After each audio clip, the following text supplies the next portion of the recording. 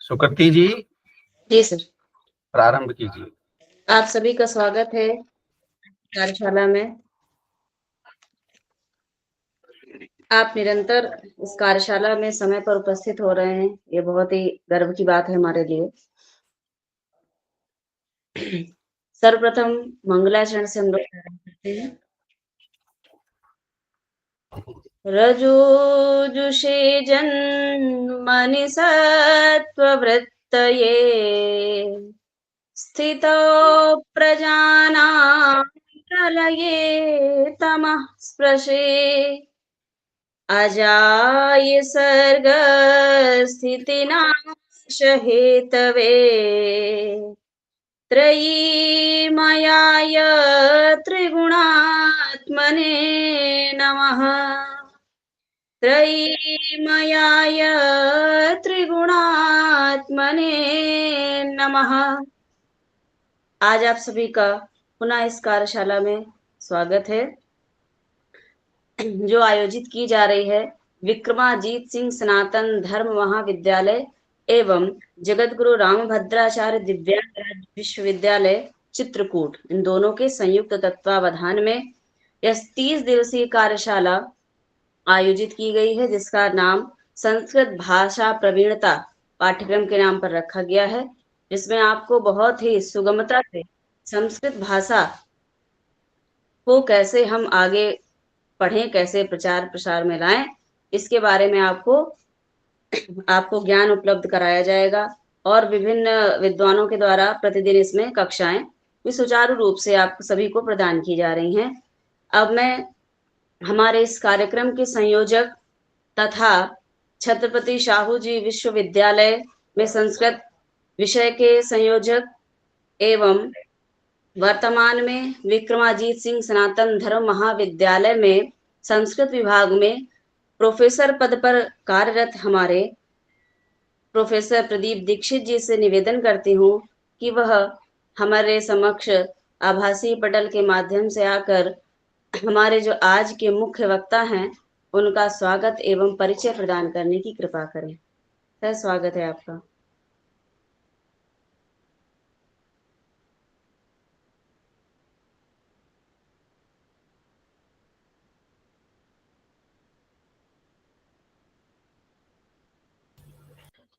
हरिओम।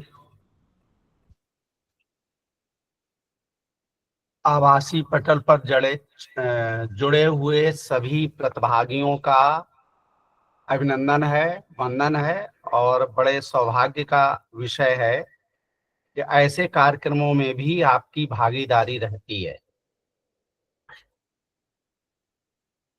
ये केवल संस्कृत भाषा का प्रवेश द्वार है। आप सब विज्ञ हैं, बहुत विद्वान भी इसमें जुड़े हैं, नान संस्कृत वाले भी हैं, तो इनमें सबका ये प्रवेश द्वार है। कार्यशाला का मुख्य उद्देश्य है कि संस्कृत भाषा के विषय में थोड़ा सा आपका प्रवेश करा सकें और इसकी महत्ता, गुणवत्ता आपके सामने प्रदर्शित की जाए। आज संस्कृत प्रारंभ जहां से होती है, माहेश्वर सूत्र हैं, प्रत्यय हैं, वर्णमाला है, इन सबका केवल सामान्य परिचय परम विद्वान श्री आनंद श्रीवास्तव जी आपका मार्गदर्शन करेंगे। ये बहुत कर्मठ, लगनशील और वर्तमान में बिहार में संस्कृत अध्यापक के पद पर नियुक्त हुए हैं और यहाँ रिसर्च पीएचडी कर रहे हैं, शोध कार्य कर रहे हैं। इन्होंने सीएट और ये नेट वेट के लिए इनकी पुस्तकें भी प्रकाशित हैं और यहाँ ट्यूशन भी पढ़ा रहे थे। कुल मिलाकर के इनसे सीखने के लिए इनके पास बहुत कुछ है। मुझे आवश्यकता होती तब मैं बुला के इनसे सीखता हूँ। इसलिए आप लोग किसी की पोस्ट की, किसी के उस पर मत जाइए, उसकी विद्वता पर ध्यान दीजिए। ये बहुत विद्वान है और अब आपका ये 2-3 दिन आपका मार्गदर्शन करेंगे। तो श्री आनंद श्रीवास्तव कक्षा को प्रारंभ करें। जी सर, धन्यवाद सर। सादरचरण स्पर्श। सर, आवाज आ रही है हमारी? आ रही है। सर्वप्रथम हम आदरणीय अपने professor sir, Shri professor doctor Pradeep Kumar Dixit ji का सर का आभार व्यक्त करते हैं कि हमें इस पटल में आने का मौका दिया और आप लोगों के समक्ष जो संस्कृत व्याकरण, वैसे संस्कृत व्याकरण हमारा फेवरेट सब वो भी है, टॉपिक भी है, सब्जेक्ट भी है, और भैया जुड़े हुए हैं तो साहित्य दर्शन उनका सबका सब बहुत बढ़िया और व्याकरण भी बढ़िया। तो हमारा थोड़ा व्याकरण की तरफ रुझान है, तो सर ने मौका दिया कि आओ अच्छा अपनी बात रखो और हम लोगों के समक्ष। तो और इसमें आभासी पटल के माध्यम से जुड़े हुए हमारे अनुराग भैया, इनको भी सादर प्रणाम, और भी अन्य लोग जो जुड़े हैं उनको इस आभासी पटल के माध्यम से इस कार्यशाला में उनका हार्दिक अभिनंदन एवं वंदन। आज हम लोग एक मंगलाचरण से अपनी क्लास की शुरुआत करते हैं। शारदा शारदाम भोज वदना वदनाम्बुजे सर्वदा सर्वदास्माकं सन्निधिं सन्निधिं क्रियात्। इसके फलस्वरूप आज कार्यशाला का हम लोगों का द्वितीय यूनिट है और द्वितीय यूनिट का जो विषय है वर्णमाला एवं प्रत्याहार का जो विषय वस्तु है, तो उसके लिए हम लोग आगे की क्लास लेंगे, इसी क्लास में पढ़ेंगे, समझेंगे। कल तक हम लोगों ने क्लास में पढ़ा जो भी हमारे कौशल थे, श्रवण पठन वाचन, जितने भी 4 कौशल हैं, उन कौशलों के बारे में हम लोगों ने पढ़ा, मनन किया उनका। अब होता क्या है कि ये विषय प्रवेश होता है हम लोगों का, जो व्याकरण के अगर अंदर हमें व्याकरण की परख लेनी है, व्याकरण को पढ़ना है, तो अब यहाँ से हमारा विषय स्टार्ट हो जाता है। तो सबसे पहले वर्णमाला को पढ़ने से पहले हम लोग बात करेंगे आज महेश्वर सूत्र की, भगवान शिव के डमरू से निकले हुए 14 महेश्वर सूत्रों की, जिनसे इस संपूर्ण व्याकरण का निर्माण हुआ, शब्दों का, वर्णों का निर्माण हुआ, हमारे साहित्य का निर्माण हुआ। तो हम प्रयास करेंगे कि हम पीपीटी अपनी शो कर सकें, जिससे कि आप लोगों को ज्यादा आसानी हो जाए। आवाज क्लियर आ रही है ना? जी सर। जी सर, क्लियर है। Okay okay.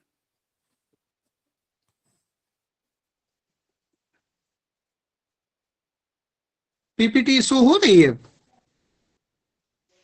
जी आनंद जी, थोड़ा सा इसको आप जूम कर दीजिए अपनी तरफ से भी। जी बाकी बिल्कुल। जिसको समस्या होगी अपने स्वयं में जूम कर लेगा। हाँ हाँ बिल्कुल बिल्कुल। तो पीपीटी में हम लोगों का सबसे पहले है महेश्वर सूत्र, संस्कृत वर्णमाला, प्रत्याहार। तो महेश्वर सूत्र हमारे, आप लोगों को, बहुत लोगों को पता होगा, जिनको नहीं पता है तो उनको जानकारी दे दी जाती है कि महेश्वर सूत्रों की संख्या कुल मिला के 14 है। महेश्वर सूत्र 14 हैं और इन महेश्वर सूत्रों से ही हमारी जो संस्कृत वर्णमाला है उसका निर्माण हुआ। उसी वर्णमाला के बाद वर्णमाला से फिर शब्द पद बने, पदों से वाक्य बने, ऐसे करके अब हम लोग बात करते हैं कि जो महेश्वर सूत्र हैं इनके अन्य नाम क्या है, इनको और भी क्या बोला जा सकता है।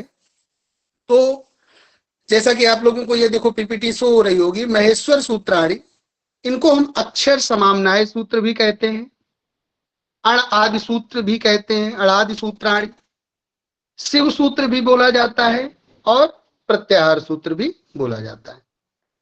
और भी कई नाम हैं, वर्ण समामनाय, प्रत्याहार विधायक सूत्र। तो ये सारे जो भी हमारे सूत्र हैं ये महेश्वर सूत्रों के ही उपनाम है या महेश्वर सूत्र के ही नाम है। सबसे पहले इस श्लोक से शुरुआत करते हैं। जिन लोगों के माइक म्यूट हैं, अगर चाहें तो इसको उच्चारण करने के लिए साथ में बोल भी सकते हैं, और अगर वैसे चाहें तो अपने मन में ही बोल सकते हैं। नृत्तावसाने नटराज राजा। अगर कोई एक लोग बोल दे, सुब्रती जी आप एक बार इसका उच्चारण करवा दीजिए साथ। नौ पंचवारम उद्धर्तु कामः सनकादि सिद्धान् एतद्विमर्शे शिवसूत्र जालम। बिल्कुल, हाँ। तो अब देखिए यहाँ पर समझने वाली बात यह है कि शिवसूत्र जाल का निर्माण हुआ किसके लिए, कब हुआ? जब नृत्यावसाने नटराज राजा, नटराज राज अर्थात भगवान महेश्वर, भगवान शिव, जब नृत्य के अवसान में, अच्छा व्यक्ति नृत्य कब करता है? जब वो प्रसन्न होता है, तभी तो नृत्य करता है। तो भगवान शंकर जब प्रसन्न हुए, भगवान शिव जब प्रसन्न हुए, तो नृत्य के अवसान पे भगवान नटराज ने अपने डमरू को, ननाद ढक्काम, अपने डमरू को कितनी बार बजाया? 9 पंचवारम। हाँ, 9 और 5 अर्थात अगर हम इन दोनों को जोड़ेंगे तो 9 और 5 14 हुए। तो यहां तक कि इसका भी मतलब आपको विधिवत प्रमाण मिलता है कि 14 महेश्वर सूत्र ही क्यों है।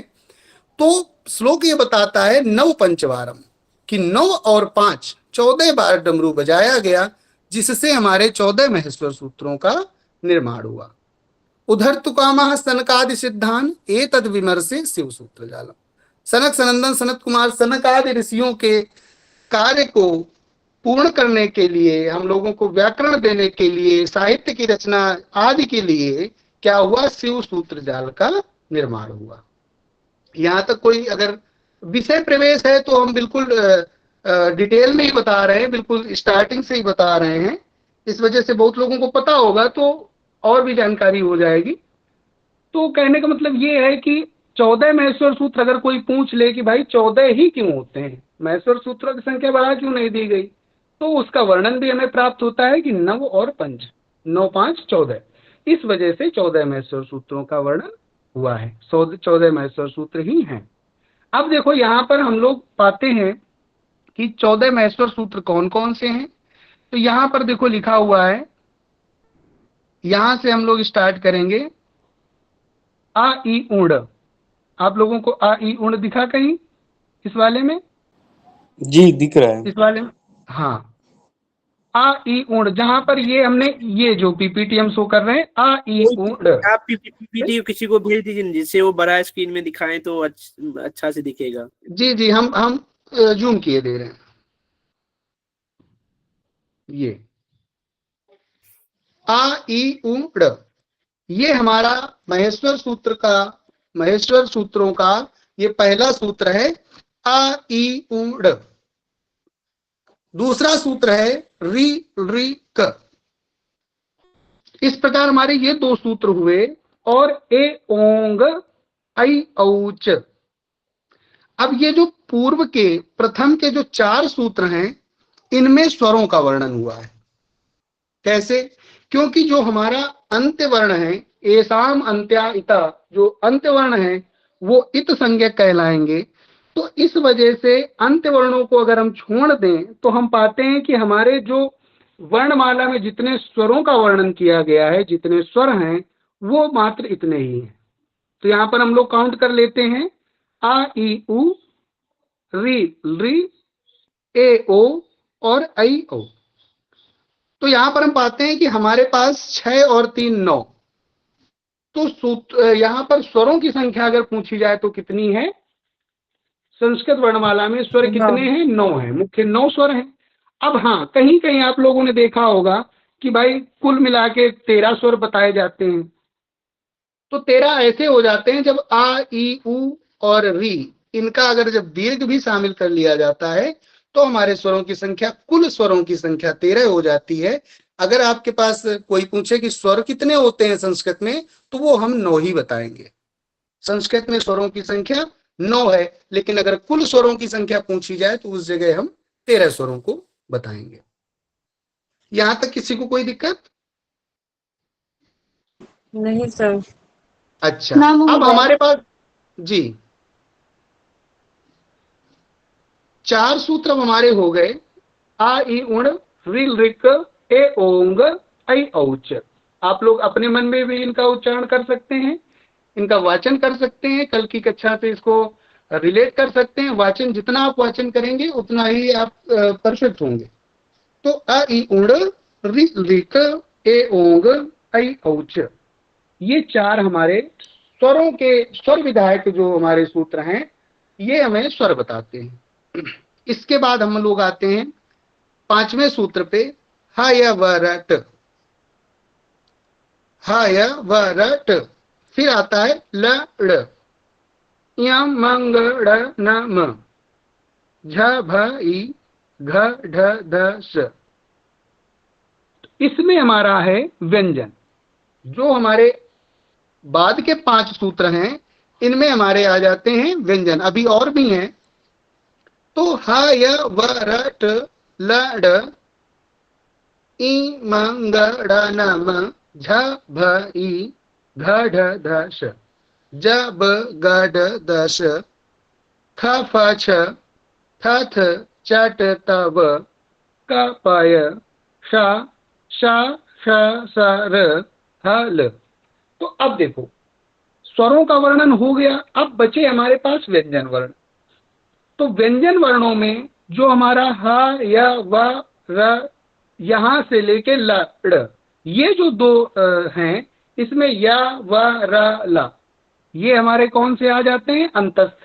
अंतस्थ वर्ण आ जाते हैं। हाँ हमारा ऊष्म में आ जाता है। और जो ये पंचमाक्षर हैं, य म ग ड़ न, ये हमारे आ जाते हैं पंचमाक्षर में, जिनका नासिका से हम उच्चारण करते हैं। फिर इसके बाद के जो 2 सूत्र हैं, उसमें हम चतुर्थाक्षर का वर्णन करते हैं, झ भ घ ढ ध। इसके बाद जो हमारा सूत्र है ज ब ग ड द स, ये हमारा है तृतीय अक्षर को बताता है। तो संस्कृत वर्णमाला में हमारे कहने का मतलब ये है कि जैसे हम हिंदी वर्णमाला लिखते हैं, तो उसमें जो लिखने की शैली है, जो वर्णों को प्रेजेंट करने की शैली है, उससे हमारे जो संस्कृत वर्णमाला की शैली है, दोनों अलग है। क्यों? क्योंकि इसमें पहले स्वरों को रखा गया, फिर हम लोगों ने अंतस्थ को रखा। अंतस्थ का मतलब जो हमारे स्वर और व्यंजन के बीच की कड़ी है। समझने वाली बात यह है कि जो स्वर और व्यंजन के बीच की कड़ी है, अंतस्थ, उनको हमने रख दिया मध्य में, स्वर और व्यंजन के बीच में। इसके बाद हमारे आते हैं पंचमाक्षर, चतुर्थाक्षर, तृतीयाक्षर, द्वितीयाक्षर और प्रथमाक्षर। तो एक ये सीरियल वाइज हुआ। कितना साइंटिफिक मतलब उस समय का रिप्रेजेंटेशन रहा कि साइंटिफिक तौर पे इसको रखा गया। सबसे पहले स्वर को रखा गया, क्योंकि स्वयं राजन्ते स्वरा, स्वर को किसी की आवश्यकता नहीं होती, स्वर अपने आप उच्चरित होते हैं। अर्थात सबसे पहले स्वरों को रखा गया। उसके बाद जो स्वर और व्यंजन के बीच की कड़ी है, अर्ध स्वर जिनको आप बोल सकते हो, अंतस्थ, तो यहाँ अंतस्था नाम यण के अंतर्गत अंतस्थ रख दिए गए। इसके बाद आपका आ जाता है पंचमाक्षर आ गए, चतुर्थाक्षर आ गए, तृतीयाक्षर आ गया, फिर आपका द्वितीयाक्षर आ गया, और ऐसे करके आपका प्रथमाक्षर आ गया। अब आपका बचा ऊष्म व्यंजन बचे, तो उनको अंत में, सबसे अंत में रख दिया गया।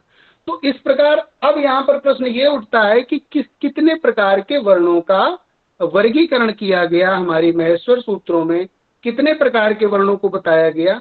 तो आप बता सकते हो कि स्वर बताए गए, व्यंजन बताए गए, और व्यंजन में अंतस्थ और ऊष्म।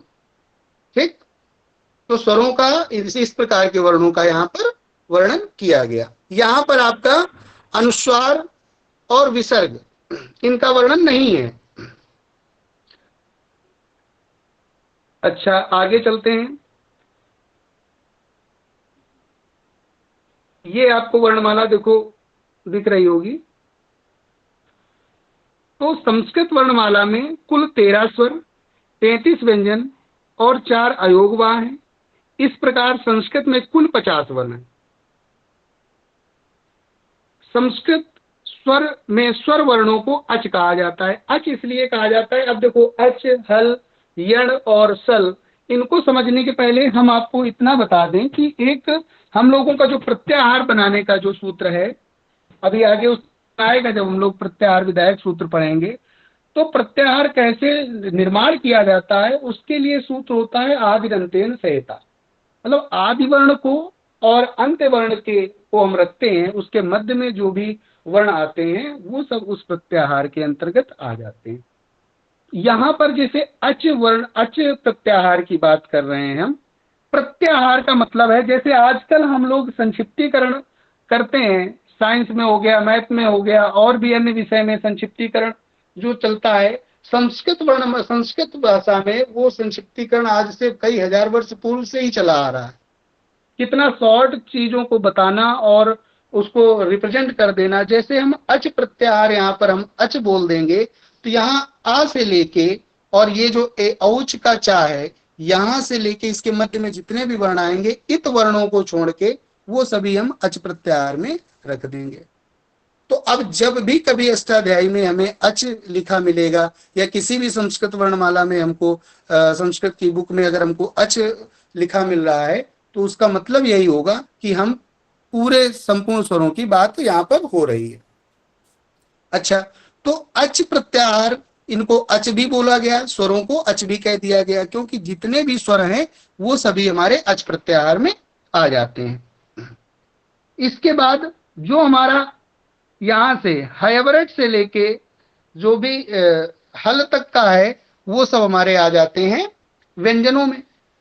तो इनकी संख्या टोटल कितनी हो गई? 33 हो गई। जब आप लोग पंचमाक्षर, चतुर्थाक्षर, तृतीयाक्षर ऐसे करके 25 आप लोग ये लोग काउंट कर दोगे और 4 आपके अंतस्थ हो गए और 4 ऊष्म हो गए, तो इस प्रकार कुल मिला के व्यंजनों की संख्या हो जाती है आपकी 33। ठीक। अच्छा, अब देखो स्वर की चर्चा करते हैं।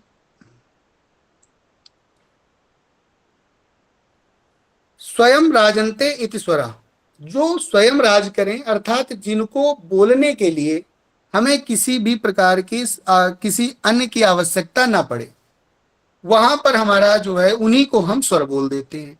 यहां पर जब हम लोग देखते हैं वर्णमाला, तो देखो मूल स्वर हम ये बता दें आपको, हो सकता है आगे प्रश्न भी मिल जाए, क्योंकि ये कार्यशाला जो चल रही है आपका, इसमें कुछ पेपर भी होगा जब आप लोगों को सर्टिफिकेट मिलेगा, तो हो सकता है इससे क्वेश्चन जरूर रखे जाएं, क्योंकि वर्णमाला विषय प्रवेश द्वार है। तो वर्णमाला को भी एक बार समझ लेते हैं और इसको ये समझ लेते हैं कि अगर कहा जाए कि मूल स्वर कितने हैं, मूल स्वर का अर्थ हुआ, जैसे अक प्रत्याहार की हम बात करें तो वो हमारे मूल स्वर कहलाएंगे। मूल स्वर इस वजह से क्योंकि उसमें किसी भी अन्य स्वर का समावेश नहीं है। जैसे आप आ, छोटा आ या छोटी ई, आ, ई, उ, री, ली, ये 5 स्वरों को आप देखेंगे तो इनमें किसी भी अन्य स्वरों का इसमें समावेश नहीं है। आ अपने आप में है, ई, उ, री और ली। लेकिन अगर हम ए और ओ की बात करें तो ए आपका जो बना है वो संध स्वर है, वो मिश्र होके बना है, जैसे आ और ई को मिलके ए बन गया। ठीक, आ और उ को मिलके ओ बन गया। तो ये संध्यक्षर में आ जाते हैं, इन्हीं को हम संध स्वर भी कह देते हैं। इस वजह से अगर बात करी जाए कि मूल स्वर कितने हैं, तो मूल स्वरों को हम किस प्रत्याहार में रख देंगे? अक प्रत्याहार में रख देंगे। ठीक। अच्छा, अब देखिए, तो वही बात हो गई, मूल स्वर इनकी संख्या 9 हो गए। मूल स्वर जो है ये हमारे 9 हैं। अब 9 देखो यहां पर जो इस पीपीटी में लिखा है 9, तो मूल स्वर वैसे 5 ही हैं, लेकिन जब हम इनके दीर्घ रूप को भी जोड़ देंगे तो यहां पर वो टोटल संख्या 9 हो जाएगी। लेकिन मूल स्वर यहां पर ये थोड़ा टाइप है, लेकिन मूल स्वर 5 ही हैं। अगर हम इनके दीर्घ रूप को जोड़ देंगे तो कुल स्वर हमारे इसमें इसके अंतर्गत 9 हो जाएंगे और 4 ये हो जाएंगे, अतः टोटल हमारे 13 स्वर हो जाएंगे। अब देखिए अर्ध स्वर की बात करते हैं जी। सर आपने पहले बताया कि कुल स्वर 13, फिर हाँ 9, फिर 5। हाँ, तो जो 5 हैं वो मूल स्वर हैं। जी। मूल स्वर, देखो मूल स्वर हुए क्या कि जिनके उनकी सहायता से हम अन्य भी स्वरों का निर्माण कर देंगे, तो कहे तो वो भी स्वर जाएंगे। जैसे आ और ई को आप मिला के ए बना दोगे तो ए भी हमारा स्वर कहा जाएगा, तो स्वरों के अंतर्गत तो रखा जाएगा, लेकिन वो हमारा ए जो है वो मूल स्वर तो नहीं होगा ना, उसको हम क्या बोलेंगे, मिश्र या संयुक्त स्वर बोल देंगे, उसको हम सांध्य स्वर बोल देंगे। बात क्लियर हुई कि नहीं हुई? जी, और फिर 13 स्वर सर? हाँ, तो तेरा ऐसे हो जाएंगे ना कि जैसे देखिए, अभी फिर से समझ लीजिए, ये देख लीजिए आ, ये जो हमारा छोटा आ है, एक तो ये हो गया, एक इसका दीर्घ रूप हो गया, तो कितने हो गए, दो हो गए। एक हमारा ह्रस्व ई हो गया, एक दीर्घ ई हो गया, तो दोनों कितने हो गए, चार हो गए। एक ह्रस्व ऊ हो गया और एक दीर्घ ऊ हो गया, तो छह हो गए। ऐसे री और दीर्घ री, तो आठ हो गए। और री, देखो री का जो क्या है, दीर्घ नहीं होता, री का जो जी, है नहीं दीर्घ होता। नहीं होता, तो इस वजह से अब हमारे आठ और एक नौ ही हुए। इनको हमने बना दिया, इनके मेल से, मूल स्वरों के मेल से इनको हमने बना दिया, तो ये हमारे ए ओ और ए ओ, ऐसे करके आई ओ, ऐसे करके हमारे चार ये हो गए, तो नौ और चार कुल स्वर हमारे कितने हो जाएंगे, 13 हो जाएंगे। जी सर। जी ठीक। अच्छा, अब आगे चलते हैं हम लोग। इसके बाद अर्ध स्वर में हम लोगों ने अंतस्थ को रख दिया, यणा अंतस्थानम, यण जो है वो अंतस्थ में आ जाते हैं, तो यण प्रत्याहार के अंतर्गत य व र ल, क्योंकि इनमें कुछ कुछ विशेषताएं स्वरों वाली होती हैं और कुछ विशेषताएं व्यंजनों वाली होती हैं, इस वजह से इनको हम लोगों ने अर्ध स्वर बोल दिया। उसके तुरंत बाद व्यंजन में हमने पंचमाक्षर को रखा, चतुर्थाक्षर को रखा, तो ऐसे करके कुल 33 व्यंजन हो गए।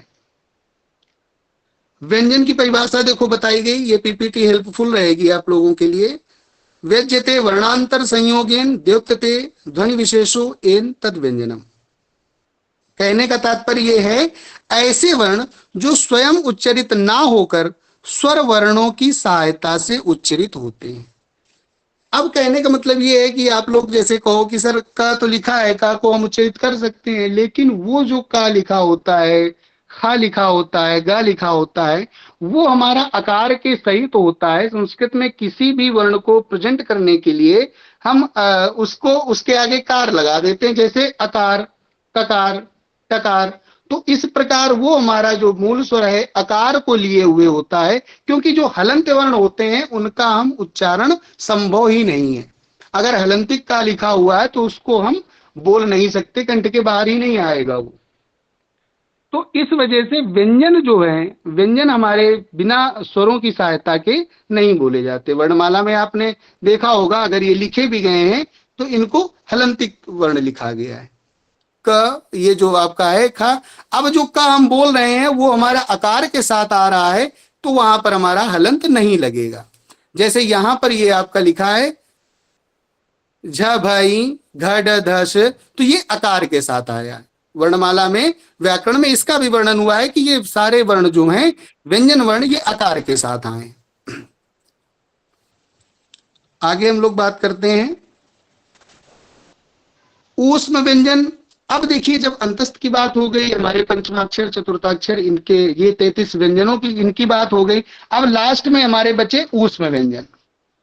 तो ऊष्म व्यंजन जो हमारा है वो सल प्रत्याहार के अंतर्गत रख दिया गया। ऊष्म व्यंजन हमारे 4 बताए गए।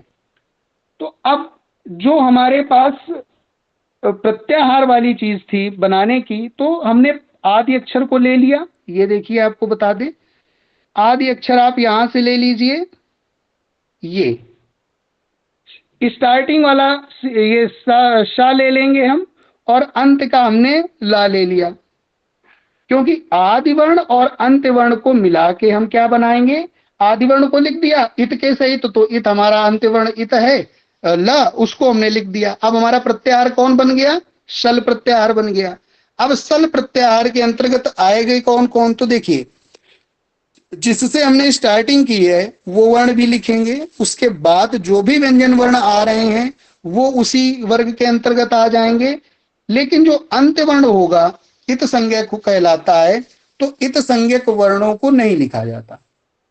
इत संज्ञक वर्ण केवल इसमें दिखाए जाते हैं, लेकिन इत संज्ञक वर्णों का प्रयोग हम अपने प्रत्याहार जब बनाने के लिए इत संज्ञक वर्णों का प्रयोग होता है, लेकिन प्रत्याहार के अंतर्गत जो वर्ण आएंगे उनमें इत संज्ञक वर्णों को नहीं लिया जाएगा। तो अब हमारे पास शा, शा, सा और हा, ये जो 4 वर्ण आए ये हमारे सल प्रत्याहार के अंतर्गत आ जाएंगे। तो सल प्रत्याहार में हमारे जो हैं ऊष्म व्यंजन है। अब देखो बहुत अच्छी सी बात है कि ऊष्म में ही क्यों रखा गया। एक प्रश्न हो सकता है ना ये कि भाई इनको ऊष्म में ही क्यों रख दिया गया। तो एक बहुत ही प्रैक्टिकल की बात है ये कि अगर हम इन 4 वर्णों का उच्चारण करते हैं तो ऊष्मा निकलती है। जैसे आप शा बोलो, मन में ही बोल के देख लो, शा शा शा ऐसे तीनों बोलो, या सामने एक बार एक कोई भी एक लोग काम करो, सामने अपने मुंह के सामने थोड़ा हाथ लगाइए और ये 4 वर्ण बोल के देखिए। कोई भी एक करके देख लीजिए। सुकृति जी आप थोड़ा रिप्रेजेंट कर दीजिए इस चीज को। जी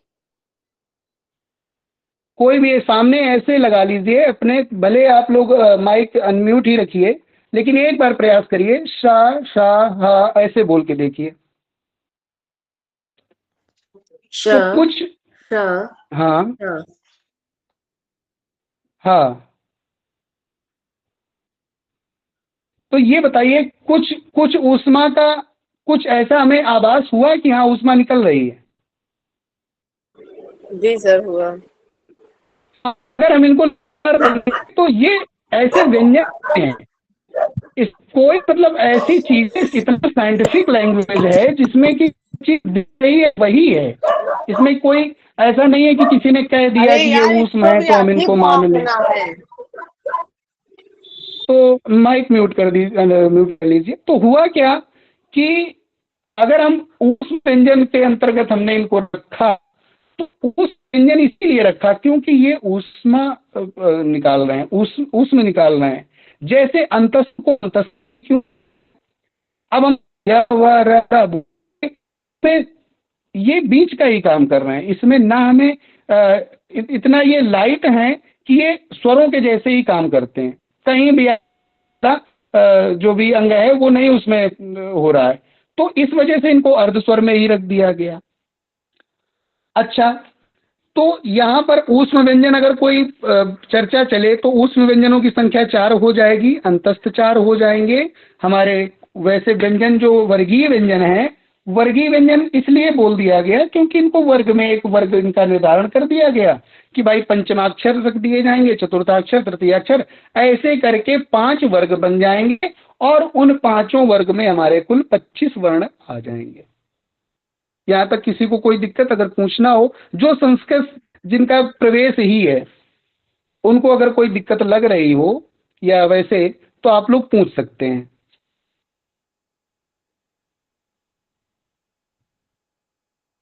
अगर नहीं है तो फिर हम आगे बढ़ें।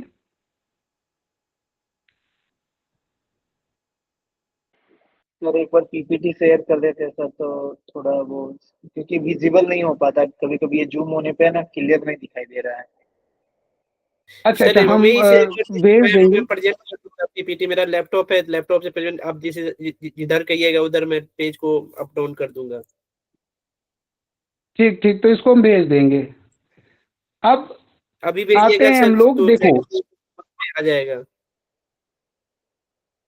अच्छा अभी अभी भेज देंगे भेजिएगा। तो फिर ये हो सकता है कट जाए, हो सकता है ये कट जाए। नहीं कटेगा सर, एक्चुअली अगर मोहित हाँ, अगर मोहित जुड़े हो तो मोहित भेज दें। मोहित के पास ये पीपीटी पड़ी हुई है, ग्रुप में भेज दीजिए। चलो बाकी हम लोग आगे देख लेते हैं थोड़ा।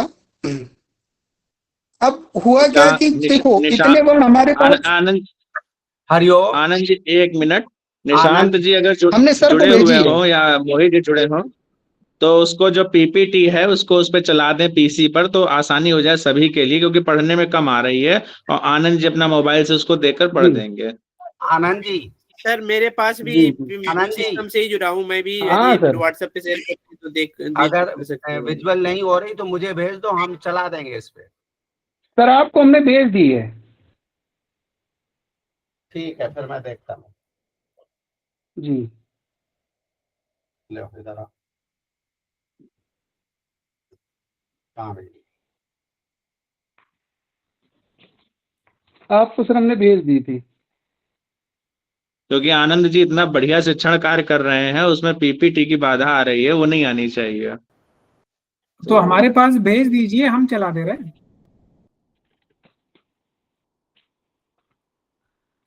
आनंद जी कोई दिक्कत हो व्हाट्सएप कर दीजिए, हम उसको शेयर आनंद कर जी, देंगे। हाँ सर हमने भेज दिया सर आनंद को, जी प्रदीप मेरे सर को भेज दिया है सर। ठीक ठीक ठीक।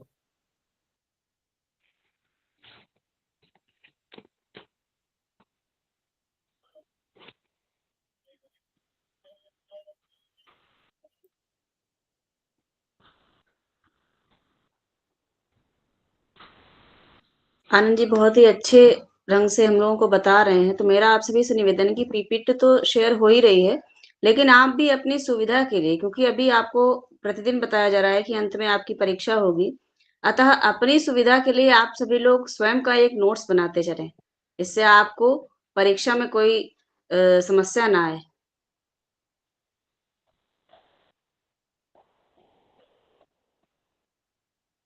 और यदि किसी के कोई प्रश्न होते हैं तो वो चैट बॉक्स में लिखता रहे अपना प्रश्न।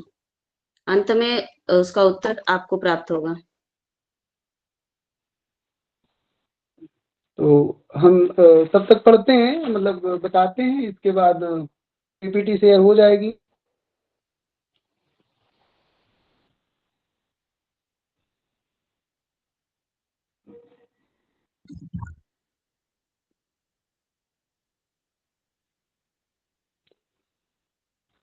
प्रदीप सर को बाकी अमन सर को दे दे रहे हैं।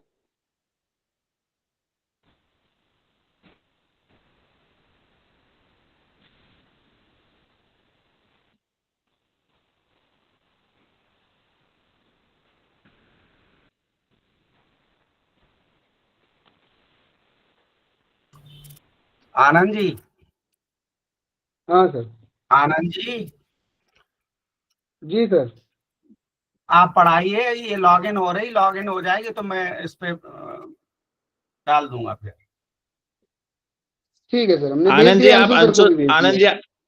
आनंद जी अंशु सर को आप व्हाट्सएप कर दीजिए, वो अभी तुरंत कर देंगे।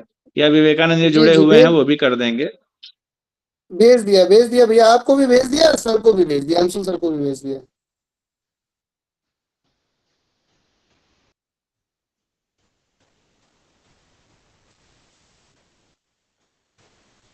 हाँ, तो हम लोगों ने व्यंजनों की बात कर ली। व्यंजन हम लोगों के अंतस्थ भी हो गए, ऊष्म व्यंजन भी हो गए, और आपके जो वर्गीय व्यंजन है उनका भी वर्णन कर दिया गया।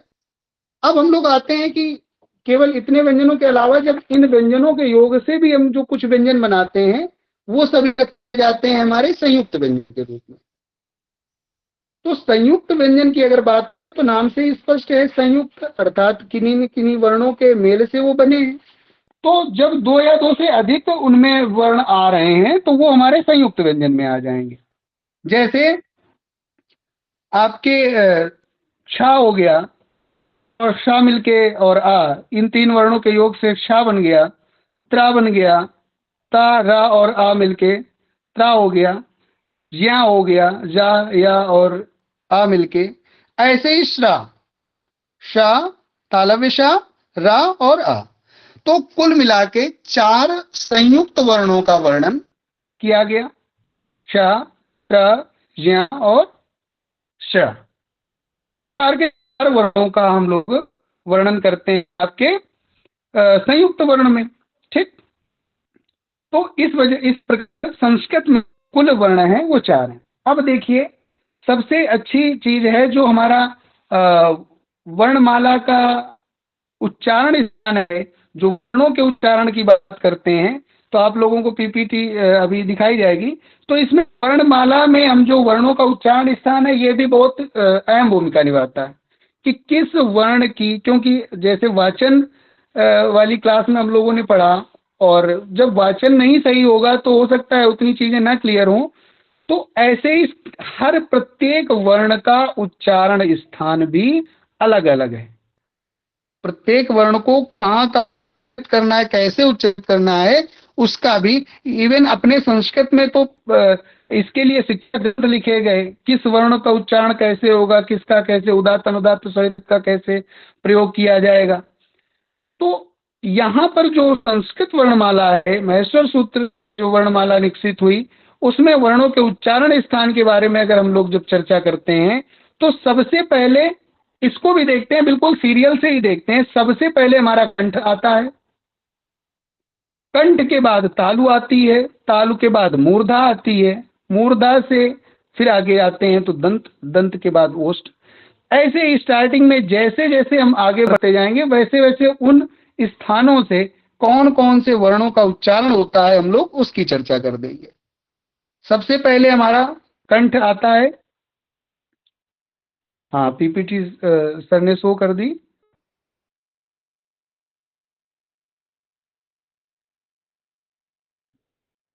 जी, अब विजिबल हो रही होगी, वैसे हमारे फोन से नहीं हो पा रही थी, इसके लिए हम क्षमा प्रार्थी हैं, क्योंकि फोन से हम नहीं उतना उसमें कर पाए।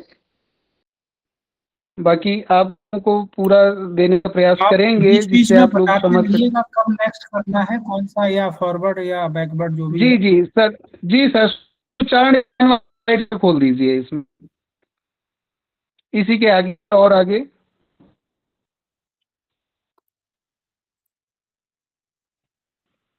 जी हाँ, तो स्वरों के उच्चारण स्थान की हम चर्चा करें। अंशुल सर प्लीज इसको प्रेजेंट कर दीजिए ना, जिससे बड़ा अक्षर दिखेगा। अभी आपका आधा ही दिख रहा है ना। इन्होंने मैं ये तो आप अपने फोन से भी कर सकते हो। ये वो वेब पेज से खुला हुआ है। आप प्रेजेंट का ऑप्शन ऊपर में है ना, ये आप प्रेजेंट नहीं, उसमें नहीं आ रहा है, नहीं आ रहा है। वेब पेज पे खुला हुआ है। ओके, तो अब यहाँ पर हम लोग वर्णों के उच्चारण स्थान की बात करते हैं। सबसे पहले कंठ से स्टार्टिंग होती है। कंठ, कंठ में अगर हम स्वरों की बात करें तो स्वर हमारा सबसे, जो देखिए उच्चारण स्थान में भी हमारा कंठ पहले आता है, और वर्णमाला में भी हमारा क्या है, कंठ आ पहले आ रहा है, ह्रस्व आ और दीर्घ आ। तो ये हमारे, जब आप आ बोलोगे भी तो आ हमारा कंठ से उच्चरित हो रहा है। व्यंजन कितने रखे गए, तो जो प्रथम वर्ग है, प्रथम वर्ग, उसको हमने रख दिया कंठ में, का, खा, गा, घा, गा, ये हमारे आ गए कंठ में। इसके बाद ऊष्म में, अंतस्थ वाले कोई भी व्यंजन हमारे कंठ से उच्चरित नहीं है। ऊष्म में ह और अहा, अहा को हम जो है, जो विसर्ग है वो भी हमारा किससे है, ऊष्म व्यंजन हा भी हमारा रख दिया गया कंठ में, और जो हमारे चार हैं अनुस्वार विसर्ग, इनको भी रख दिया गया। तो इस प्रकार हम ये जानते हैं कि आ, का, खा, गा, घा, गा और हा, इनको सबको हम कंठ से उच्चरित करते हैं, और कंठ इनका उच्चारण स्थान हुआ। जहां से इनका उच्चारण उद्भव हुआ वो हमारा उच्चारण स्थान कहलाया। तो इस प्रकार प्रथम वर्ण के, जो प्रथम वर्ग के जितने भी अक्षर हैं, 5 व्यंजन, एक हमारा ऊष्म व्यंजन, 2 हमारे स्वर, और हमारे जो है एक अहा जो हमारा विसर्ग है, उसको भी हमने रख दिया किसमें, कंठ के उच्चारण स्थान में। तो इनका सबका उच्चारण स्थान क्या हो जाएगा, कंठ हो जाएगा। ठीक, तो इनमें हमारे इतने चीजें आ गई। तालु में हमारा क्या आ जाएगा, दूसरा कंठ से जस्ट आगे जुड़ी हुई तालु है, जिह्वा। तो तालु में हमारे आ जाते हैं जो द्वितीय स्वर हैं, ई और ई, ह्रस्व ई और दीर्घ ई। इसके बाद जो हमारा द्वितीय वर्ग है, चा, छा, जा, झा, या, इनको रख दिया गया। अंतस्थ है, अंतस्थ में य को रख दिया गया, और ऊष्म शा को रख दिया गया। इसी को तालव्य शा भी बोला जाता है। इसी वजह से तालव्य शा बोला जाता है, क्योंकि तालव्य शा जो है ये हमारा तालु इसका उच्चारण स्थान है, तो शा को हम तालु के अंतर्गत रख दिए और इनका उच्चारण स्थान क्या हो गया, तालु हो गया। अच्छा, अब मूर्धा, मूर्धा की चर्चा करते हैं। तो मूर्धा तालु जहां ऊपर मूर्धा में टच करती है वो मूर्धा स्थान हुआ। तो री और दीर्घ री, ह्रस्व री और दीर्घ री इनको रख दिया गया मूर्धा में। ट ठ ड ढ ण और रा अंतस्थ व्यंजन रा और शा ऊष्म व्यंजन शा। तो इस प्रकार कुल वर्ण कितने हो गए, 2, 5, 2, 7, 2, 9। 9 वर्ण हमारे मूर्धा से उच्चरित होते हैं। अगर हम मूर्धा का प्रयोग नहीं कर रहे हैं रा को री को बोलने में, शा को बोलने में, अगर हम इसको सा की तरह बोलेंगे तो ये तो भाई फिर दंत सा हो जाएगा, श बोलेंगे तो तालव्य शा हो जाएगा। तो इस वजह से इनको हमने किस में रख दिया, मूर्धा, मूर्धन्य शा में। अच्छा, अब मूर्धा के बाद हमारे आते हैं दंत। तो दंत में हमारा, दंत में स्वरों का अगर वर्णन करें तो री, री देखो, जब आप री बोलोगे तो जो जीभ है, तालु है, वो हमारी दांतों को स्पर्श करती है। री, त थ द ध न। आप लोग खुद अगर खुद से बोल के देखिए, त दंत को स्पर्श कर रहा है, थ दंत को स्पर्श कर रहा है, द ये भी दंत को स्पर्श कर रहा है। ऐसे करके जो ला है, ला वो भी हमारा कुछ ना कुछ दंत को स्पर्श कर रहा है।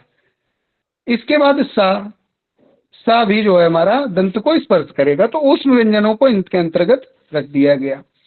उपपदमानीय नामोष्ठों से अगर बात करें तो ऊ और दीर्घ ऊ, इसके बाद जो पा वर्गीय है, पा वर्ग में जो भी जितने भी वर्ण आते हैं उन सभी को हम ओष्ठ के अंतर्गत रख देते हैं। इनका उच्चारण स्थान क्या हो जाएगा, ओष्ठ हो जाएगा। ऐसे करके नासिका। अब देखिए, जो नासिका हमारे जो पंचमाक्षर जितने भी हैं, एवं अड़नानाम नासिका, तो जितने भी इया है, इंगा है, मा है, णा है, ना है, ये जितने भी पंचमाक्षर हैं इन सभी का उच्चारण स्थान नासिका है। अब यहाँ पर चर्चा ये प्रश्न हो सकता है कि सर जो का खा गा जो का वर्ग था उसमें अंगा तो हमने कंठ के अंतर्गत रखा, तालु के अंतर्गत हमने यहाँ को रख दिया, मूर्धा के अंतर्गत हमने णा को रख दिया गया। तो अब यहाँ पर ये अगर कंठ नासिका अगर आपको विकल्प में है कंठ नासिका, तो वहां पर नासिका और कंठ दोनों का उच्चारण स्थान जहां से है तो इन पंचमाक्षर को हम उसमें रख देंगे। बाकी अगर हमारे पास स्पेशली केवल कंठ ऑप्शन दिया गया है तो हम कंठ को ही सही कर देंगे। ये बात समझ में आई? क्योंकि पंचमाक्षर अगर केवल पर्सनल पंचमाक्षर की बात हो रही हो तो वहां उनका स्थान नासिका ही होगा। लेकिन अगर वहां पर कंठ नासिका है और नासिका नहीं है तो हम कंठ नासिका को ही सही मानेंगे, क्योंकि ये जो हमारा कंठ से स्टार्ट हो रहा है नासिका से भी हो रहा है।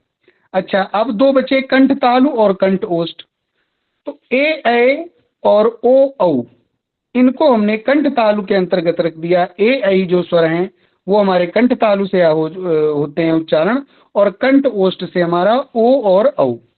तो ओ और औ का हम उच्चारण स्थान किससे करते हैं, कंठ ओष्ठ से। आप बोल के देखिए, अगर ओ बोल रहे हैं आप तो कंठ और ओष्ठ का ही प्रयोग हो रहा है। अगर तालु कंठ तालु का प्रयोग कर रहे हैं ए ऐ, तो वहां पर हमारे तालु का भी प्रयोग हो रहा है और कंठ का भी प्रयोग हो रहा है। तो इस प्रकार हम ये पाते हैं कि जितने भी वर्णों हैं, वर्णों का उच्चारण स्थान है, तो इनका अलग अलग इनकी भूमिका है। जैसे का तो कंठ से ही होगा, चा ये तालु से होगा। तो जो का वर्ग है, चा वर्ग है, टा वर्ग है, ता वर्ग है, पा वर्ग है, जितने भी हम लोगों के वर्ण हैं, जितने भी व्यंजन थे, जितने स्वर थे, जितने हमारे अंतस्थ व्यंजन थे, जितने ऊष्म व्यंजन थे और अयोगवा, इन सभी को कैटेगराइज कर दिया गया और इनके उच्चारण स्थान की बात बता दी गई। तो यहाँ तक अगर हमारी समझ से कोई दिक्कत नहीं रही होगी। बाकी देखिए, एक चीज और है कि जो का वर्ग है, ठीक, तो का वर्ग और ये भी प्रथम में आता है, प्रथम वर्ग है, और आ स्वर भी हमारा प्रथम वर्ग है। ऐसे आप रिलेट कर सकते हो। बाकी ये तो प्रैक्टिकल सब्जेक्ट है, जैसे आप का बोलोगे, चा बोलोगे, मुर्दा से टा बोलोगे, टा अगर आप बोलोगे तो जीभ अपने आप ऊपर को जा रही है, मुर्दा में टच हो रही है। ठा बोलो, अपने आप जीभ ऊपर मुर्दा को टच हो रही है। णा बोल के देखो, मुर्दा से भी टच हो रही है, नासिका का भी निकल रहा है। तो ऐसे करके ये इनको जो जहां से उच्चरित हुए वहां पर इनको रख दिया गया। अभी हम लोग वर्णमाला की बात कर रहे हैं, तो घोष, अघोष, अल्प प्राण, महाप्राण, इनके अंतर्गत भी इनको कैटेगराइज कर दिया गया कि भाई कौन घोष है, जो घोष है वही सघोष है, कौन अघोष है, किसे अल्प प्राण बोला जाए, किसे महाप्राण बोला जाए। तो अल्प प्राण का अर्थात जहां हमें कम आवश्यकता हो, हवा की, वायु की कम आवश्यकता हो, वो अल्प प्राण में हो जाएंगे। जहां वायु की आवश्यकता कुछ ज्यादा लगे, कुछ घर्षण ज्यादा हो, कुछ वो शब्द उससे ज्यादा भारी है, वो महाप्राण में आ जाएगा। ठीक, जैसे अल्प प्राण में अघोष, घोष। ठीक, अब देखिए जो वर्ग हैं आपके, जब आप वर्गों पे जाते हैं तो वर्ग का जो प्रथमाक्षर है, तृतीयाक्षर है और पंचमाक्षर है। वर्गाणाम प्रथम, तृतीय, पंचम, यणश्च अल्प प्राण। मतलब क्या हुआ कि जो वर्ग के प्रथम, तृतीय, पंचम और यण प्रत्याहार के अंतर्गत आने वाले अंतस्थ व्यंजन हैं, उनको हमने किस में रख दिया? अल्प प्राण में रख दिया। पहले तो मोटी मोटी बात ये याद रखिए कि अल्प प्राण में कौन कौन से आएंगे। तो अल्प प्राण में आपके प्रथमाक्षर हो गया, तृतीयाक्षर हो गया। प्रथमाक्षर में आपके 5 वर्ण आ जाएंगे, तृतीयाक्षर में 5 वर्ण आ जाएंगे और पंचमाक्षर में आपके 5 वर्ण आ जाएंगे। तो कुल वर्ण हो जाएंगे 15। इसके बाद यण, यण प्रत्याहार के अंतर्गत 4 वर्ण हो गए। तो इस प्रकार 15 और 4 19, 19 वर्णों को हमने किस में रख दिया? अल्प प्राण में रख दिया गया। अल्प प्राण अर्थात इसमें वायु की कम आवश्यकता होगी। जैसे आप का बोलिए, अब इसी जगह आप खा बोलिए, तो खा हमें का से कुछ भारी लग रहा है ना, उसके लिए हमें कुछ ज्यादा एफर्ट्स करने पड़ते हैं। तो का, चा हो गया, चा के बाद छा, या टा हो गया, टा के बाद ठा। तो जो उससे ज्यादा भारी है, जिससे हमें उसमें ज्यादा वायु का प्रकंपन कराना पड़े, तो उनको हम महाप्राण में रखेंगे। इस प्रकार जब हमने 19 रख दिए तो अब हमारे पास बचे कितने? 14 बचे वर्ण। उनको शेष को हमने उनको रख दिया महाप्राण में। इसीलिए आपने जो व्याकरण पुस्तक में भी देखा होगा, वर्गाणाम द्वितीय चतुर्थौ सलस्य महाप्राण। अर्थात वर्ग के जो द्वितीयाक्षर हैं, चतुर्थाक्षर हैं और शल प्रत्याहार के अंतर्गत आने वाले जितने भी वर्ण हैं, उनको हमने किस में रख दिया? महाप्राण के अंतर्गत वो आते हैं। तो आज कुछ चीजें जैसे हमने बताई जो बेसिक से जिनको जानकारी लेनी थी, क्योंकि इसमें संस्कृत के भी लोग जुड़े हैं और उसके बाद संस्कृत से इतर भी जो हैं, तो बेसिक से मतलब ये हुआ कि जो नहीं भी पता है वो चीजें जानिए आप कि इनको क्यों ऐसे रखा गया। उच्चारण वहीं से हुआ, इस वजह से वहां का उच्चारण इनको बताया गया कि भाई का कंठ है, अकु विसर्जनीय नाम कंठा। आप सूत्र के थ्रू तो जान सकते हैं, लेकिन जो संस्कृत से इतर है उनको तो प्रैक्टिकल भी देखना होगा कि हाँ भाई कंठ से निकल रहा है। इचुएशा नाम तालु, ऋतु रसाणाम मूर्धा। तो ऐसे करके हम उससे सूत्रों के द्वारा तो व्याकरण को आसानी से जान सकते हैं, लेकिन जो वर्ण, वर्णमाला और इनकी प्रक्रिया है, अगर इसको हम प्रैक्टिकल के थ्रू भी करें तो वो हम हमेशा वो कभी विस्मरित नहीं होगी। ओदो तो कंठोष्ठम, एदो तो तालु, तो ऐसे करके कंठ तालु, तो ऐसे करके हम जानकारी तो उस सूत्र से भी ले सकते हैं। लेकिन अगर आप लोग इसका वो करेंगे, प्रैक्टिकल भी करेंगे, तो और आसानी से आ जाएगा। इसी प्रकार जब हम अल्प प्राण की बात करें तो सिंपल सा आप ये याद रखिए कि जिनमें हमें कम फोर्स लगाना पड़े, जो हमें कम आसानी से जो निकल आए उनसे, जैसे का, अब खा, तो खा ज्यादा भारी है। इसके बाद ग, ये हमारा कोमल वर्ण है, और इसके बाद घ, ये थोड़ा कठोर वर्ण है। तो ऐसे करके हमने 3 वर्गों को रखा, जैसे प्रथमाक्षर, तृतीयाक्षर और पंचमाक्षर, ये रख दिए गए आपके अल्प प्राण में। इसके बाद यण, यण प्रत्याहार, तो कुल अल्प प्राण में हो गए आपके 19 और महाप्राण में आपके कुल व्यंजनों को रख दिया गया, तो वो हो गए 14। कैसे? क्योंकि द्वितीयाक्षर और चतुर्थाक्षर 5 5 10 ये हो गए, और आपका शल प्रत्याहार। तो ऐसे करके 14 वर्णों को हमने महाप्राण में रख दिया और 19 वर्णों को हमने रख दिया अल्प प्राण में। सर आज की पीपीटी हम यहीं तक रखते हैं, क्योंकि हो सकता है फिर प्रत्याहार और आगे फिर जो है उसको कल की क्लास में देख लेते हैं, क्योंकि समय भी फिर हो जाएगा।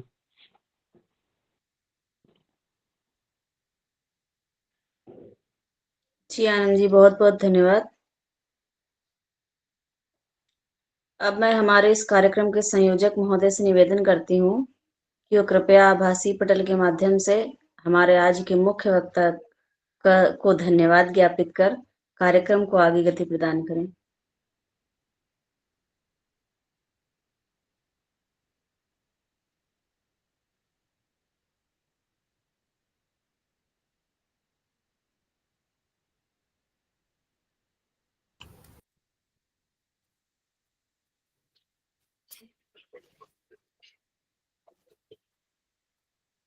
सुकृति जी, जी सर। क्या कह रही हो? जी सर, कार्यक्रम को आगे गति प्रदान करने और हमारे आज के मुख्य वक्ता का धन्यवाद ज्ञापित करने के लिए आपसे निवेदन किया है। उस समय तो हुआ नहीं अभी। समय नहीं वो, यदि किसी के कोई प्रश्न है तो आप प्रश्न पूछ सकते हैं। किसी कोई तो फिर जिज्ञासा समय हो। थोड़ा ज्यादा हो जाता है, इस वजह से हमने कहा 2 मिनट 4 मिनट है, थोड़ा वो कर लिया जाए। चलो ठीक है शोभनम। और कल क्या क्लास है कल का? सर किसी का हैंड रेज हुआ है, एक प्रश्न शायद पूछना चाहते हैं, सुरभि पांडे जी। जी नमो नमः महोदय, नमो नमः महोदय। मेरा प्रश्न है कि मैं कल से जुड़ रही हूँ, इसके पहले से कक्षा चल रही होगी तो वो मुझे नॉलेज नहीं है, तो मुझे एक तो मुझे ग्रुप में जोड़ दिया जाए, और क्या मेरा जो पीछे वाला छूट गया है उसको मैं कैसे मैनेज करूँ?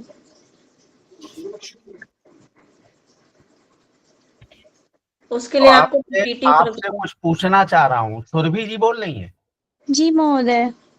आप जुड़ी क्यों नहीं थे अभी तक? ये पहला प्रश्न मेरा ये है। हाँ तो मैं बता रही हूँ, क्योंकि मेरे पास लिंक नहीं था। अंशिका तिवारी मुझे लिंक भेजी कल, तो मैं कल से जुड़ रही हूँ महोदय। इसके पहले लिंक नहीं आया, और मुझे पूरा लगन और मन है कि मैं इस कक्षा में जुड़ी रहूँ, और मुझे समझ में भी हमें आ रहा है और मुझे अच्छा भी लग रहा है जो भी महोदय लोग पढ़ा रहे हैं। कल से तो मैं पढ़ रही हूँ, तो कल के भी महोदय जो ने पढ़ाया मुझे बहुत अच्छा समझ में भी आया, अच्छा भी लगा, आज भी मुझे बहुत अच्छा लगा। तो मैं आप लोग के साथ जुड़ना चाहती हूँ, तो अच्छा मुझे ये ग्रुप में बताइए, जोड़ दिया जाए। जी क्या करती हैं आप? मैं प्रयागराज में अभिव्यक्ति हूँ, उच्च न्यायालय में।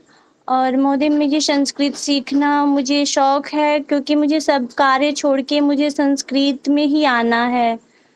अच्छा बेटा, ऐसा करते हैं कि जो जी अभी तक जो पीपीटी है वो ग्रुप पे शेयर है, और तुम्हें जोड़ लेते हैं और ग्रुप से वो पीपीटी ले लेना। और जी इस कार्यशाला के बाद जी आपको कुछ पूछना है, बताना है, तो मेरा नंबर इस पे है, तो उस ले करके और जी हमसे व्हाट्सएप से पढ़ लीजिएगा, जूम से पढ़ लीजिएगा। हाँ जी जब मुझे टाइम होगा तो मैं आपको पढ़ा दूंगा।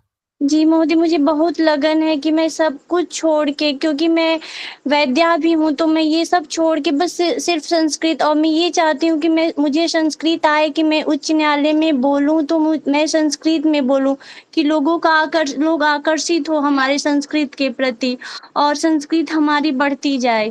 बस मेरा यही इसके मन है। लिए, इस भावना के लिए आपको बहुत बहुत धन्यवाद। लेकिन किसी के लिए भी सब कुछ नहीं छोड़ा जाता, सब कुछ छोड़ के नहीं, पूरी लगन के साथ आप सीखिएगा, जी छोड़ना जी कुछ नहीं। सब और ये जो वर्तमान में सरकार है वो भी कहती है सबका साथ सबका विकास। विकास जी। तो हम सब छोड़ देंगे तो संस्कृत क्या करेगी फिर? नहीं, और फिर हम सब लोग संस्कृत तो है महोदय, नहीं। सब लोग तो अपने जुड़े हैं। सुरभि जी, जब हम सब कुछ छोड़ देंगे तो संस्कृत हम सुनाएंगे किसे? हम जिन लोगों से जुड़े हैं, जो हमारे साथ हैं, उन्हीं के साथ तो हमारा वार्तालाप होगा। जब हम जी उनको छोड़ ही देंगे तो वार्तालाप कहाँ करेंगे? कोर्ट क्या सुनेगा जब हम किसी को, कोई हमारा है ही नहीं। नहीं महोदय, मेरे कहने का ये मतलब है कि जैसे सभी लोग हैं कि सब कार्य में लगे हुए हैं, तो ज्यादातर इंग्लिश में ही लोग हैं, इंग्लिश में ये बच्चों को बिल्कुल अपने पढ़ाना। बहुत अच्छी तो बात है। ऐसी भावना सबकी हो जाए तो एक बार फिर राम राज्य आ जाए और हमारी भाषा दैनिक बोलचाल की भाषा हो जाए। ये भावना आपकी बहुत अच्छी है। आपका इस भावना का मैं आदर करता हूं और आपको बहुत बहुत धन्यवाद, आभार। ऐसे सब लोग हो जाएं तो हमारा ये प्रयास, छोटा सा प्रयास है, ये सफल हो जाए, मुझे ऐसा लगता है। खैर, आप मेरा नंबर ले लीजिएगा और मैं आपको पढ़ा दूंगा, जी लेकिन मैं अपने समय के हिसाब से, हमारी भी व्यस्तता है, तो उसके जी हिसाब से नहीं तो संडे टू संडे पढ़ लीजिएगा। कोई नहीं मुझे, जब भी आप कहेंगे तो मैं संस्कृत के लिए रात दिन तत्पर हूँ कि मुझे वो चीज आप जब भी बोलेंगे, चाहे रात हो या दिन हो, सुबह हो, कभी भी मैं उसके लिए तैयार हूँ। तो मुझे ठीक है, सीखना है, मुझे लगन है इसमें। ठीक है। सुरभि जी, अब थोड़ा आगे बढ़ाएं कार्यक्रम को। हाँ महोदय। अच्छा, आज आप लोग ये इसमें प्रतिभाग किया और आपने संस्कृत का व्याकरण, ग्रामर सीखा। अभी तक तो आपको संस्कृत बोलना, लिखना, पढ़ना और कैसे करें, ये हमारे आदरणीय डॉक्टर अंशुल जी पढ़ा रहे थे। और अब आज आपको श्री आनंद श्रीवास्तव जी ने पढ़ाया है।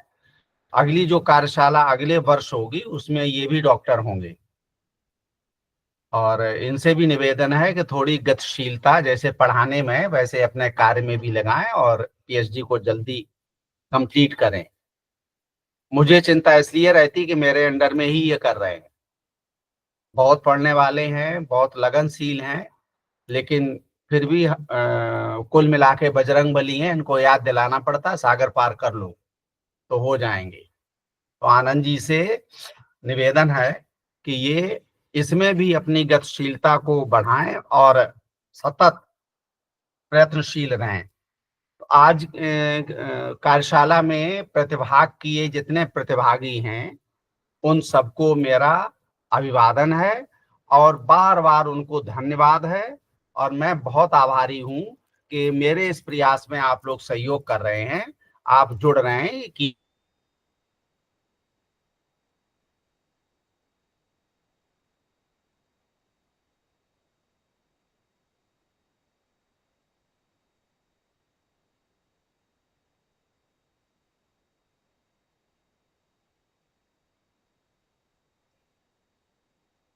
मुझे लग रहा है सर का नेटवर्क थोड़ा शक हो गया है, जी थोड़ा सा इंतजार किया जाए, आशीर्वाद थोड़ा लेट आता है।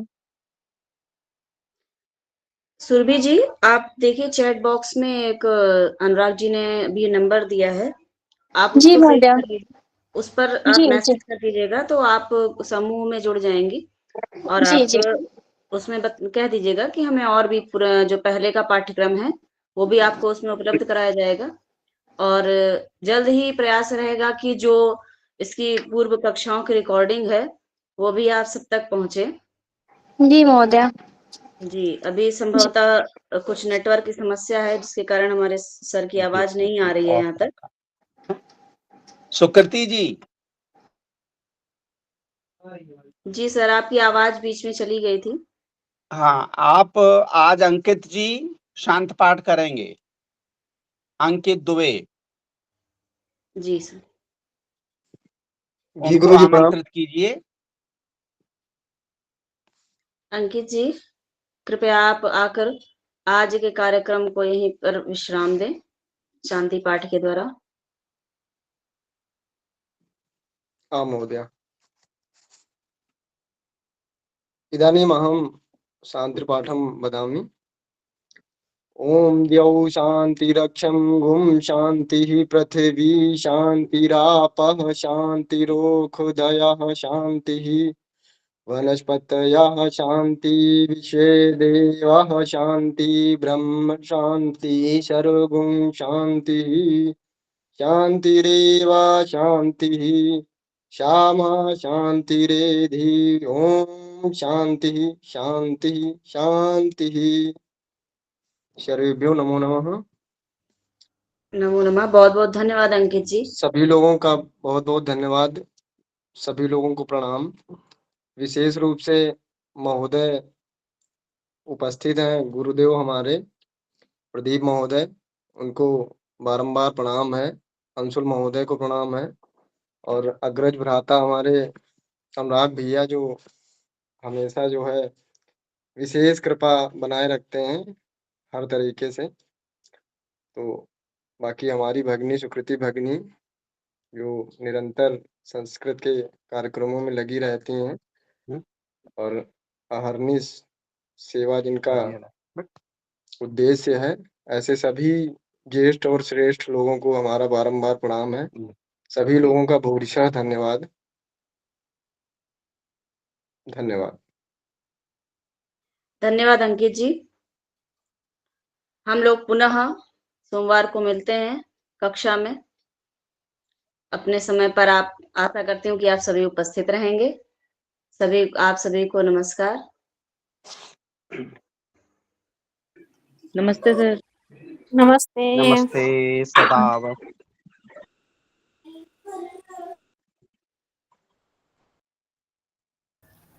नमस्ते।